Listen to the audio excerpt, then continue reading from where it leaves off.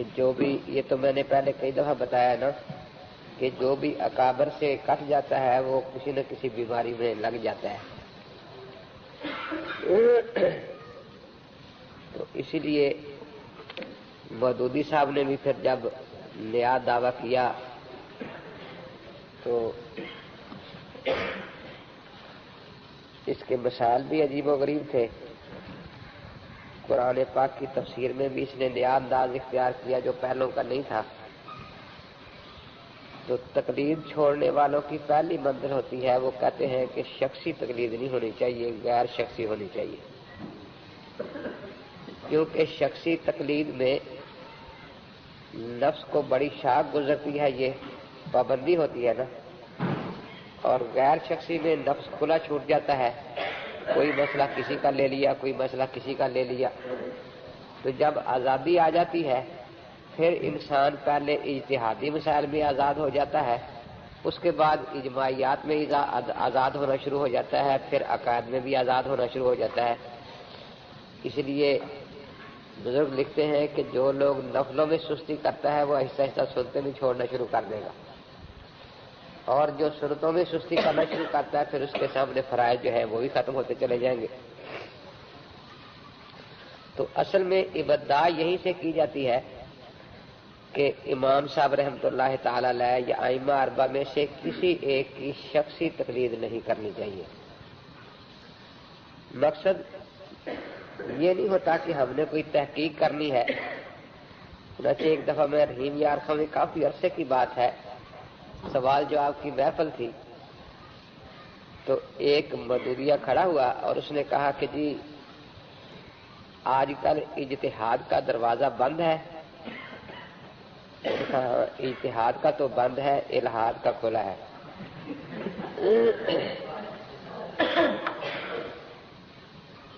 کہ جی اب جو نئے مسائل پیدا ہوں گی ان کا حل کیا ہوگا؟ میں نے کہا جو بھی اس دروازے سے آنا چاہتا ہے اس نے نیا مسئلہ کوئی حل نہیں کیا، وہ پھر بھی مفتی محمد شفیع صاحب رحمۃ اللہ علیہ حل کر دیتے. کیونکہ فقہ میں ایسے قواعد موجود ہیں کہ جو بھی نیا مسئلہ آئے گا وہ اس قاعدوں سے حل کر لیا جائے گا. لیکن جو بھی نیا اٹھتا ہے وہ پچھلی پرانی نماز کو غلط کہتا ہے کہ تمہاری نماز غلط ہے، تمہارا جنازے کا طریقہ غلط ہے. جنازہ تو آج نیا شروع نہیں ہوا نا. تو میں نے کہا ایک ایسا مجتہد بتاؤ جو نیا، جس نے مجتہد ہونے کا نیا دعویٰ کیا ہو اور اس نے کوئی نیا پیش آنے والا مسئلہ حل کیا ہو کہ بھئی یہ مسئلہ نیا پیش آ گیا ہے، انجیکشن کا مسئلہ کیا ہے، سپیکر کا مسئلہ کیا ہے. بلکہ جس نے بھی یہ دعویٰ کیا نام تو یہ لیا کہ نئے مسئلے حل کرنے ہیں لیکن پرانے دین کو غلط کہنا شروع کیا اور کوئی اس نے کام نہیں کیا. تو یہ سب سے پہلے تو میں نے سرخی دی ہے حق تنقید. رسول خدا صلی اللہ علیہ وسلم کے سوا کسی انسان کو معیار حق نہ بنائے، کسی کو تنقید سے بالا تر نہ سمجھے، کسی کی ذہنی غلامی میں مبتلا نہ ہو. ہر ایک کو خدا کے بتائے ہوئے اسی معیار کامل پر جانچے اور پرکھے جو اس معیار کے لحاظ سے جس درجہ میں ہو اسی درجہ میں رکھے. دستور جماعت اسلامی صفحہ 14. تو ان کے ہاں ہر آدمی کو تنقید کا حق ہے اور ہر کسی پر تنقید کا حق ہے سوائے مودودی کے. مودودی پر تنقید نہیں ہو سکتی، انبیاء علیہ السلام پر بھی ہو سکتی ہے، صحابہ کرام پر بھی ہو سکتی ہے. تو قرآن پاک نے تو بالکل سیدھا راستہ بتایا تھا، اہدنا الصراط المستقیم. آگے کیا ہے؟ صراط الذین انعمت علیہم. تو ہمیں تو ان کے راستے پر چلنے کا حکم دیا ہے، نہ کہ ان پر تنقید کرنے کا. ایک راہبر ہوتا ہے اور دوسرا راہ رو ہوتا ہے. تو منعم علیہم جو ہے یہ ہمارے راہبر ہیں، ہم راہ رو ہیں. اور یہ لوگ نہ راہبر ہیں نہ راہ رو ہے، بلکہ کیا ہے؟ راہزن ہے. یہ لوگ راہزن ہیں، سیدھے راستے سے ہٹانے اور بھٹکانے والے ہیں. ظاہر ہے کہ کسی کی تابع داری اسی وقت تک ہوگی جب اس کی عظمت دل میں ہوگی، اس سے محبت ہوگی. اور جب اس پر تنقید شروع ہوگی تو تنقید کے بعد عظمت اور محبت کا باقی رہنا محال ہے. اس لیے اب تو یہ ان سے اپنی عزت کروائے گا، نہ کہ ان کی عزت کرے گا۔ اسی لیے آگے لکھتا ہے تقلید میرے نزدیک صاحب علم آدمی کے لیے تقلید ناجائز اور گناہ، بلکہ اس سے بھی کوئی شدید تر چیز ہے۔ گناہ سے شدید تر چیز کا نام تو کفر ہی ہوتا ہے، مگر یہ یاد رہے کہ اپنی تحقیق کی بنا پر کسی ایک سکول کے طریقے اور اس کے اصول کا اتباع کرنا اور چیز ہے، اور تقلید کی قسم کھا بیٹھنا بالکل دوسری چیز ہے۔ یہی آخری چیز ہے جسے میں صحیح نہیں سمجھتا۔ رسائل مسائل حساب اول صفحہ 244 طبع 2۔ تو دیکھیے، ایک ہوتا ہے تعصب، اس کو ہم بھی برا کہتے ہیں، ایک ہوتا ہے تسلب، اپنے مسلک پر مضبوطی، اس کو برا نہیں ہم کہتے، یہ تو محمود چیز ہے نا۔ تعصب یہ ہے کہ دوسرے ائمہ یا ان کے مقلدین کو غلط کہا جائے، ان میں کیڑے نکالے جائیں۔ ہم یہ کہتے ہیں کہ جس طرح انبیاء علیہ السلام جو ہے سب کو ہم مانتے ہیں اور ان میں کسی کی برائی بیان نہیں کرتے ورنہ ایمان نہیں رہتا، اسی طرح صحابہ کرام کی آپس میں جو اختلافات ہیں وہ ان کو نہیں اچھالتے، اسی طرح ائمہ دین کے اختلافات کو ہمیں نہیں اچھالنا چاہیے۔ اپنے امام کی ہم تقلید کرتے ہیں، دوسرے ائمہ کا ہم احترام کرتے ہیں۔ جس طرح تابعہ داری ہم صرف اپنے پاک پیغمبر صلی اللہ تعالی علیہ وسلم کی کر رہے ہیں، لیکن ایمان سارے نبیوں پر رکھتے ہیں اور احترام سارے نبیوں کا کرتے ہیں۔ کسی ایک نبی کی توہین بھی کفر ہے۔ حضرت مولانا رحمت اللہ صاحب کیرانوی رحمت اللہ علیہ عیسائیت کی ترغیب خوب کرتے تھے، ان کو اللہ نے عجیب ملکہ عطا فرمایا تھا۔ تو ایک یہودی ان کے پاس آیا اور کہنے لگا کہ میں مسلمان ہونا چاہتا ہوں، لیکن میں باقی ساری چیزیں مانوں گا، عیسیٰ علیہ السلام کو نبی نہیں مانوں گا۔ انہوں نے فرمایا کہ پھر تو مسلمان نہیں ہو سکتا، ہمارے اسلام میں سارے نبیوں پر ایمان لانا ضروری ہے جتنے سچے ہیں، تو اس لیے جب تک تو عیسیٰ علیہ السلام پر ایمان نہیں لائے گا اس وقت تک مسلمان نہیں ہو سکتا۔ اس نے کہا یہ بات تو مشکل ہے۔ عیسیٰ علیہ السلام کے بارے میں اس نے کچھ باتیں بیان کی، تو انہوں نے فرمایا کہ یہ باتیں ساری غلط ہیں، ان باتوں پر ایمان نہیں لانا ہوگا۔ جس طرح اسلام نے بتایا ہے کہ وہ روح اللہ ہے، وہ کلمت اللہ ہے، وہ صاحب معجزات نبی تھے، اسی طرح ماننا پڑے گا۔ تو پھر وہ کہنے لگا کہ اچھا اگر یہ بات ہے عیسیٰ علیہ السلام کے بارے میں تو یہ تو میں مان لوں گا، لیکن جو عیسائیوں نے کہتے ہیں کہ وہ خدا کا بیٹا ہے یہ تو نہیں ماننا پڑتا۔ اس نے کہا نہیں، ہمارے ہاں عیسیٰ علیہ السلام کے بارے میں یہی عقائد ہے کہ وہ انسان تھے، روح اللہ تھے، کلمت اللہ تھے، اللہ تبارک و تعالیٰ کے سچے نبی تھے، ان کی والدہ مریم صدیقہ ولیہ تھی۔ اس لیے جو عیسائیوں والے عقائد ہیں وہ ہم نہیں بنواتے، لیکن جو صحیح عقائد ہے وہ ہم بتاتے ہیں۔ قیامت کے دن حق تعالیٰ کے سامنے ان گنہگاروں کے ساتھ ساتھ ان کے دینی پیشوا بھی پکڑے ہوئے آئیں گے۔ اللہ تعالیٰ ان سے پوچھے گا کہ کیا ہم نے تم کو علم و عقل سے اس لیے سرفراز کیا تھا کہ تم اس سے کام نہ لو کہ ہماری کتاب اور ہمارے نبی کی سنت تمہارے پاس اس لیے تھی کہ تم اس کو لیے بیٹھے رہو اور مسلمان گمراہی میں مبتلا ہوتے رہے۔ ہم نے اپنے دین کو یسر بنایا تھا، تم کو کیا حق تھا کہ اسے عسر بنا دو؟ ہم نے قرآن اور محمد صلی اللہ علیہ وسلم کی پیروی کا حکم دیا تھا، تم پر یہ کس نے فرض کیا تھا کہ ان دونوں سے بڑھ کر اپنے اسلاف کی پیروی کرو؟ ہم نے ہر مشکل کا علاج قرآن میں رکھا تھا، تم سے یہ کس نے کہا تھا کہ قرآن کو ہاتھ نہ لگاؤ اور اپنے لیے انسانوں کی لکھی کتابوں کو کافی سمجھو؟ اس بعض پرس کے جواب میں امید نہیں کہ کسی عالم دین کو کنز الدقائق اور ہدایہ اور عالمگیری کے مصنفین کے دامنوں میں پناہ مل سکے۔ البتہ جو ہلاک کو یہ جواب دہی کرنے کا موقع ضرور مل جائے گا کہ انا اطعنا سادتنا وکبراءنا فاضلونا السبیلا ربنا آتهم ضعفین من العذاب والعنہم لعنا کبیرا۔ حقوق الزوجین صفحہ 98۔ اس میں بھی یہی بات ظاہر کرنے کی کوشش کی گیا کہ فقہا نے گویا مسائل خود گڑے ہیں۔ یہ کتابیں انسانوں کی لکھی ہونے کا مطلب یہ ہے کہ انہوں نے مسئلے خود بنا کر لکھے ہیں، حالانکہ جس طرح نبی کا اعلان یہ ہوتا ہے وَمَا يَنْطِقُ عَنِ الْهَوَىٰ إِنْ هُوَ إِلَّا وَحْيٌ يُوحَىٰ، وہ دین میں اپنی بات نہیں بتاتا بلکہ اللہ تعالیٰ کی بات پہنچاتا ہے۔ اسی طرح مجتہدین کا اعلان بھی یہی ہوتا ہے، القیاس مظہر لا مثبت، ہم قیاس سے کتاب و سنت کے چھپے ہوئے مسئلے کو نکال کر آپ کے سامنے رکھتے ہیں، کوئی مسئلہ گھڑ کر بیان نہیں کرتے۔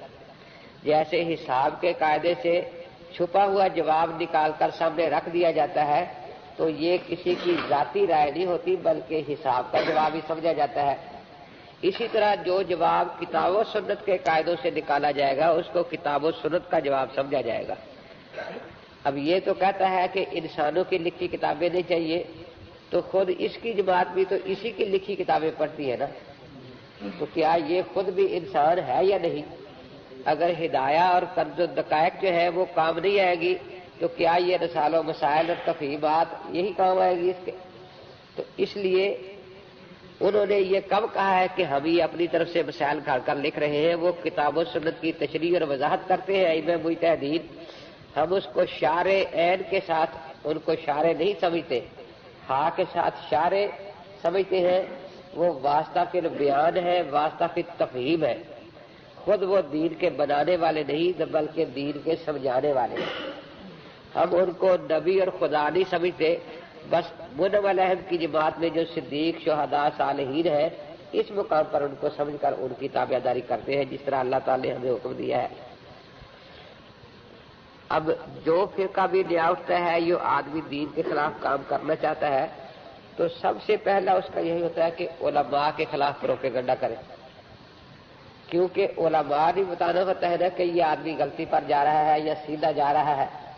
تو جس طرح چور کو سب سے زیادہ دشمنی چوکیدار سے ہوتی ہے نا کہ بھئی یہ کیوں کھڑا ہے، پہرا دے رہا ہے اور مجھے چوری کیوں نہیں کرنے دیتا، تو جتنے بھی باطل فرقے ہیں ان کو علماء دین سے بہت بڑی پرخاش ہوتی ہے، اس لیے جہاں بیٹھیں گے وہ علماء کی برائیاں بیان کریں گے۔ اگر کسی ایک عالم سے غلطی ہو گئی تو پھر وہ 100 جگہ دہرائی جاتی ہے اور اس کو بار بار، کیونکہ سفید کپڑے پر چھوٹا سا داغ بھی لگ جائے تو دور سے نظر آ جاتا ہے، اور کالا بوٹ جو ہے اس پر آپ جتنی چاہے کال کو اور مان لیں تو وہ تو معلوم نہیں ہوتا نا کہ اس طرح کی اور کا چیز بنی ہوئی ہے۔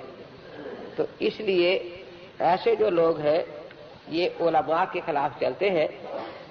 تو اس نے بھی دیکھا کہ میرے چونکہ مخالفت علماء ہی کر رہے ہیں، ایک طرح سیاسی لیڈر ہوں یا علماء دین و مفتیان شرع متین، دونوں قسم کے رہنما اپنے نظریہ اور اپنی پالیسی کے لحاظ سے یکساں گم کردہ راہ ہے، دونوں راہ حق سے ہٹ کر تاریکیوں میں بھٹک رہے ہیں۔ اور لکھتا ہے یہی حالت اور یہی جہالت ہم ایک نہایت قریب جماعت کے سوا مشرق سے لے کر مغرب تک مسلمانوں میں عام دیکھ رہے ہیں، خواہ وہ ان پڑھ عوام ہو یا دستار بند علماء یا خرقہ پوش مشائخ یا کالجوں یونیورسٹیوں کے تعلیم یافتہ حضرات، ان سب کے خیالات اور طور طریقے ایک دوسرے سے بدرجہ مختلف ہیں، مگر اسلام کی حقیقت اور اس کی روح سے ناواقف ہونے میں سب یکساں ہے۔ تفہیمات صفحہ 36۔ تو اس لیے جتنے بھی لوگ ہوتے ہیں جو نیا دین بنانا چاہتے ہیں، نئے مسئلے پھیلانا چاہتے ہیں، ان کو سب سے زیادہ خطرہ علماء سے ہوتا ہے کہ یہ چونکہ دین کے پہرے دار ہیں، محافظ ہیں، اس لیے یہ شور مچا دیں گے، تو اس لیے پھر وہ اپنا فرض سمجھتے ہیں۔ اس لیے ڈاکٹر علامہ خالد محمود صاحب دامت برکاتہم عجیب نسخہ بتایا کرتے ہیں، وہ فرمایا کرتے ہیں کہ جب کوئی علماء کی برائی کرے تو کبھی علماء کی طرف سے صفائی نہیں دینی چاہیے، کیونکہ آپ ایک بات کی صفائی دیں گے کوئی دوسرا جھوٹ کر کے بیان کر دے گا اور لوگوں کو پریشان کرے گا۔ تو بس اس نے ایک آدھ بات کی، اس کے بعد صرف اس نے اتنا پوچھے کہ آپ کب سے مرزائی ہوئے، کیونکہ یہی باتیں میں نے فلاں جگہ مرزائی سے سنی تھی، وہ بھی علماء کے خلاف باتیں کر رہا تھا، فلاں مرزائی بھی علماء کے خلاف باتیں کر رہا تھا۔ تو اب بجائے اس کے کہ آپ علماء کی صفائی دیں، اسے اپنی صفائی دینی پڑے گی نا کہ نہیں جی میں مرزائی نہیں ہوں، کام تو آپ مرزائی والا کر رہے ہیں، آپ کیسے کہتے ہیں مرزائی؟ میں تو جہاں بھی کسی مرزائی سے ملا ہوں پہلی بات وہ علماء کے خلاف کرتے ہیں وہ۔ تو چونکہ علماء سے نفرت دلانا ان کا مقصود ہوتا ہے تو فرمایا مرزائیوں سے عوام کو نفرت ہے نا، وہ عوام کو علماء سے نفرت بنانا چاہتے ہیں، تو بجائے اس کے کہ علماء کا دفاع کیا جائے کہ نہیں یہ بات غلط ہے، یہ ہے، اور وہ بیٹھا کہہ دے گا نہیں فلاں جگہ ایسا ہوگا، فلاں جگہ ایسا ہوگا، اب کسی کی زبان تو نہیں پکڑی جا سکتی نا، تو اس کا آسان طریقہ یہی ہوتا ہے کہ اسے کہے کہ اچھا آپ کب سے مرزائی ہو گئے، یہ باتیں فلاں جگہ بھی مرزائی کر رہا تھا، فلاں جگہ بھی مرزائی کر رہا تھا، تو وہ اب صفائی دینا شروع کرے گا کہ بھئی میں تو مرزائی نہیں ہوا، یہ باتیں تو آپ مرزائی والی کر رہے ساری۔ آپ کہہ سکتے ہیں کہ تمہیں غلط بیانی اور تحریفات کا پردہ کیوں نہیں چاک کرتے جو دعوت الی الخیر کی راہ میں رکاوٹ بن سکتی ہے۔ میں عرض کروں گا کہ اگر کوئی ایک فتویٰ یا اشتہار ہوتا تو شاید میں بادل نخواستہ اس کی غلطیوں کو بے نقاب کرنے کی کوشش بھی کر گزرتا، اگرچہ ایسی چیزوں کی طرف توجہ کرنا میرے لیے سخت کراہت کا موجب ہوتا ہے، لیکن یہاں تو پاکستان سے ہندوستان تک ہر طرف فتووں، پمفلٹوں، اشتہاروں اور مضامین کی ایک فصل اگ رہی ہے جن میں کمیونسٹ، سوشلسٹ، اہل حدیث، بریلوی اور دیوبندی سب ہی اپنے اپنے شگوفے چھوڑ رہے ہیں اور آئے دن نئے نئے شگوفے چھوڑتے رہتے ہیں۔ اس فصل کو آخر کون کاٹ سکتا ہے؟ اس میں دراصل اس نے ایک عجیب اعتراف کر لیا ہے جہالت کی وجہ سے کہ گویا سب کے سب لوگ اس کے مخالف ہیں۔ بالکل یہ عبارت تریاق القلوب میں مرزا قادیانی کی عبارت سے ملتی جلتی ہے۔ اس نے اشتہار دیا 1900 عیسوی میں کہ اے اللہ تبارک و تعالیٰ اس دنیا میں جتنے بھی لوگ بستے ہیں، عالم ہو، اولیاء اللہ ہو، نیک ہو، وہ سارے کے سارے مجھے دجال، بے ایمان، مرتد کہتے ہیں۔ یعنی جتنے بھی پڑھے لکھے لوگ ہیں، سمجھدار دیندار لوگ، وہ سارے کے سارے مجھے بے دین اور مرتد کہتے ہیں۔ اے اللہ اگر میں تیری نظر میں واقعی مرتد ہوں جیسے وہ لوگ مجھے سمجھتے ہیں، پڑھے لکھے دانشور سمجھدار لوگ، اور میں سچا نہیں ہوں، تو میرے لیے 3 سال کے اندر اندر کوئی آسمانی نشان ظاہر فرما جس میں انسانی ہاتھوں کا کوئی دخل نہ ہو، اور اگر اے اللہ تو نے میرے لیے کوئی ایسا آسمانی نشان 3 سالوں میں نہ دکھایا تو میں بھی اپنے آپ کو پھر سمجھوں گا کہ میں کافر ہوں، ملعون ہوں، دجال ہوں، مرتد ہوں، بے ایمان ہوں۔ تو اس نے یہ اعتراف کیا ہے کہ سارے اچھے لوگ جو ہیں، بااخلاق لوگ اور علماء لوگ، وہ سارے کے سارے مجھے دجال اور مرتد جانتے ہیں۔ چنانچہ وہ 3 سال گزر گئے اور ان میں کچھ بھی نہ ہوا، نہ کوئی آسمانی نشان نظر آیا، نہ کوئی فضائی، نہ زمینی۔ تو اس لیے وہ بیچارہ جو کچھ تھا وہ اپنے آپ کو سمجھتا، اس کو سمجھنا چاہیے تھا۔ اسی طرح اس نے یہ لکھا ہے کہ مجھے نہ صرف مسلمانوں کے سارے طبقے بلکہ غیر مسلم بھی برا سمجھتے ہیں، یعنی میری برائی ایک عالمگیر برائی ہے۔ تو اس نے یہ بات اس میں اعتراف کر لیا ہے۔ ادھر لکھتا ہے خدا کے فضل سے میں کوئی کام یا کوئی بات جذبات سے مغلوب ہو کر نہیں کرتا، اور کہا کرتا ایک ایک لفظ جو میں نے اپنی تقریر میں کہا ہے تول تول کر کہا ہے، اور اس کا حساب مجھے خدا کو دینا ہے نہ کہ بندوں کو۔ چنانچہ میں اپنی جگہ بالکل مطمئن ہوں کہ میں نے کوئی ایک لفظ بھی خلاف حق نہیں کہا۔ اپنے بارے میں تو یہ کہتا ہے لیکن اور کسی کو معاف نہیں کرتا۔ صحابہ کے بارے میں لکھتا ہے صحابہ کی جماعت میں جو نقشہ تذکروں میں کھینچا گیا ہے اس میں ایک حد تک مبالغہ ہے اور ایک حد تک حقیقت، یعنی صحابہ کرام کے جو فضائل بیان کیے گئے ہیں وہ سارے حقیقت پر مبنی ہی، اس میں کچھ مبالغہ بھی کر لیا گیا ہے۔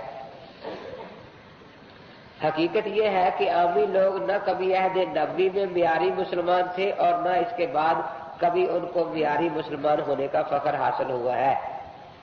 یعنی ما انا علیہ و صحابی علیکم بسنتی و سنت الخلفاء الراشدین المہدیین آمنوا کما آمن الناس، ان سب کے خلاف ان آمنوا بمثل ما آمنتم بہ فقد اہتدوا۔ یہ جو آیات اور احادیث ہیں ان میں صحابہ کو معیار بتایا گیا ہے۔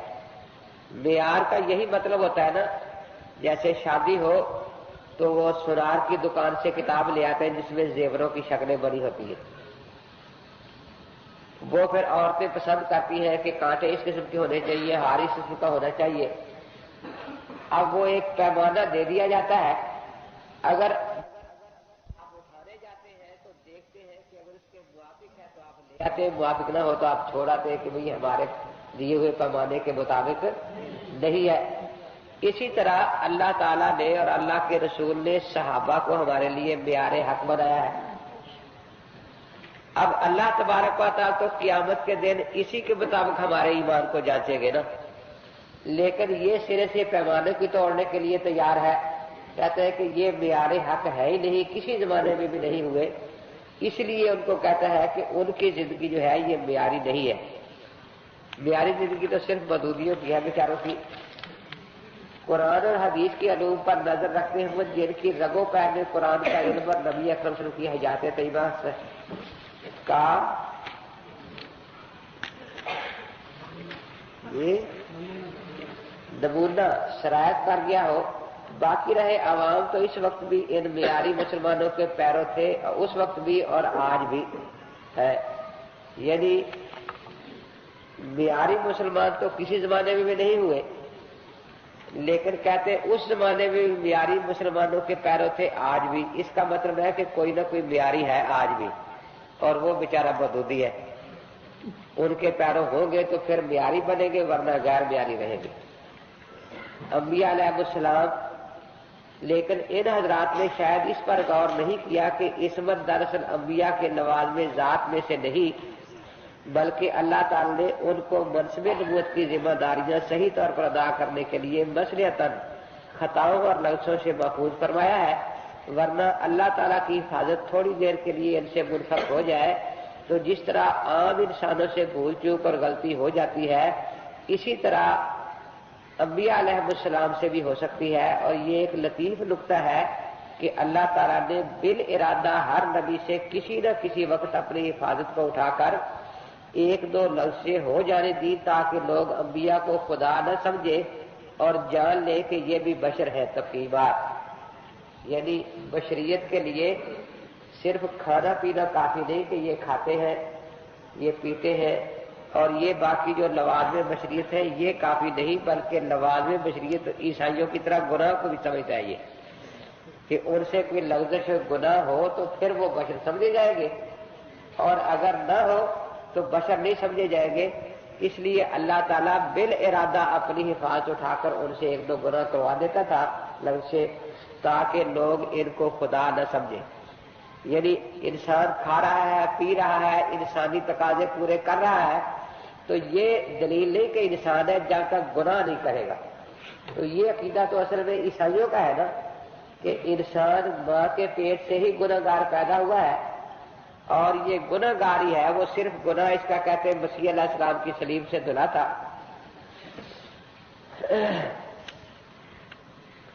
اور یہ تو اور بسا اوقات پیغمبروں تک کو اس نفس شریر کی راہزنی کے خطرے پیش آ جاتے ہیں۔ ایک تو نفس شریر لکھ رہا ہے، پھر راہزنی بھی لکھ رہا ہے، اور ذکر انبیاء علیہ السلام کا کر رہا ہے۔ خود اپنے مطابق لکھا ہے کہ میں نے ایک ایک بات تول کر لکھی ہے، اور ایک ایک بات کا اللہ کی بارگاہ میں جواب دے ہوں۔ چنانچہ حضرت داؤد علیہ السلام جیسے جلیل القدر پیغمبر کو ایک موقع پر یہ تنبیہ کی گئی، لا تتبع الہوا فیضلک ہوائے نفس کی پیروی نہ کر ورنہ تمہیں اللہ کے راستے سے بھٹکا دے گی۔ تو یعنی اس آیت سے یہ نکالنا چاہتا ہے کہ انہوں نے واقعی کوئی ایسی پیروی کی تھی۔ دیکھو نا، واز کرنے والا اگر واز کرتا ہے کہ فلاں فلاں کام نہ کرنا، شرک نہ کرنا، تو اس سے سمجھے کہ پہلے سارے شرک کر رہے ہیں لوگ، یہ تو مقصد ہی نہیں ہوتا۔ موسیٰ علیہ السلام نبی ہونے سے پہلے تو حضرت موسیٰ علیہ السلام سے بھی ایک بہت بڑا گناہ ہو گیا تھا کہ انہوں نے ایک انسان کو قتل کر دیا۔ چنانچہ جب فرعون نے ان کے اس فعل پر ملامت کی تو انہوں نے بڑے دربار میں اس کا اقرار کیا کہ فعلتها اذا وانا من الظالمین، یعنی یہ فعل مجھ سے اس وقت سرزد ہوا جب راہ ہدایت مجھ پر نہ کھلی تھی۔ تو عیسائیت کے سبق میں میں وضاحت سے بیان کر چکا ہوں عصمت انبیاء علیہ السلام کا مسئلہ، کہ نہ عیسائیوں کو گناہ کا معنی آتا ہے، نہ اس کو گناہ کا معنی آتا ہے۔ गुनाह कहते हैं जान बूझ कर अल्लाह ताला के हुक्म को तोड़ना और नाफरमानी करना। मसलन आपने रमजान शरीफ का रोजा रखा हुआ है, अब जान बूझ कर आप एक कतरा पानी का पी ले, हलक से नीचे उतारने तो रोजा टूट जाएगा या नहीं? और गुनाह भी होगा, कफारा भी लाजम। लेकिन अगर भूल कर आप 2 गिलास भी पानी पी जाए तो ना रोजा टूटेगा ना गुनाह होगा, क्योंकि ये भूल है। और दूसरी चूक होती है जिसको खता कहते हैं। आप वुजू करने बैठे, वुजू के लिए कुल्ली कर रहे थे कि अचानक पानी का कतरा नीचे उतर गया अपने इरादे के बगैर, तो इसको चूक कहा जाएगा। इससे रोजा अगर से टूट जाएगा लेकिन गुनाह आपको कोई नहीं हुआ, क्योंकि गुनाह का ताल्लुक दिल के साथ है। इसलिए हदीस पाक में आता है कि जब इंसान गुनाह करता है तो उसके दिल पर एक स्याह नुक्ता लग जाता है। अगर तौबा कर ले तो फिर वो धुल जाता है, लेकिन अगर दोबारा गुनाह करता है, पहला नुक्ता के बाद फिर दूसरा नुक्ता लग जाता है, तीसरी बार करे तीसरा नुक्ता लग जाता है, और फिर उसके दिल पर मोहर हो जाती है। दिल पर मोहर होने का मतलब भी मैंने उसी वक्त समझाया था कि उस गुनाह की नफरत दिल से निकल जाती है। फिर कोई समझाता बुझाता है तो उसकी बात सुनने को तैयार नहीं होता। इसकी मिसाल भी मैंने दी थी कि देखिए, एक आदमी ने जब पहली दफा शराब पी होगी तो यकीन उसने चारों तरफ देखा होगा कि मुझे कोई देख तो नहीं रहा, और जब वो आदी हो जाता है फिर लोगों में बैठकर पीता है और फख्र से पीता है। उसी आदमी को जब वो बड़ा फख्र कर रहा है शराब पीने पर, आप खिंजीर की 2 बोटियां पेश करें कि ये खा ले तो वो आपका सर फाड़ने आएगा। हालांकि शरीयत में शराब और खिंजीर एक ही जितने हराम है। शरीयत में इनमें कोई इनकी हुर्मत में फर्क नहीं है। आखिर वो